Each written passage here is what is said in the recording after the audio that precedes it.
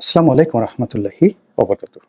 সম্মানিত দর্শক, বর্তমান বাংলাদেশের যে জটিল রাজনীতি, সেই রাজনীতিতে প্রধান যে রাজনৈতিক শক্তিগুলো রয়েছে, বিএনপি এবং আওয়ামী লীগ, এ দুটো রাজনৈতিক দলই এখন নেতৃত্ব শূন্যতায় ভুগছে।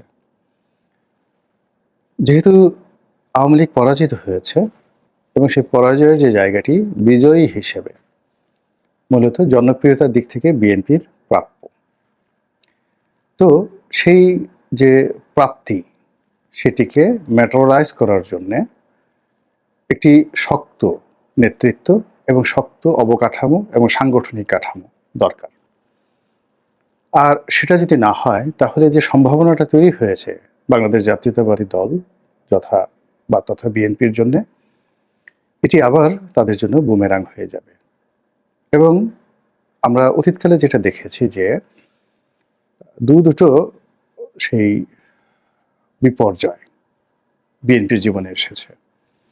প্রথম বিপর্যয় হলো জাস্টিস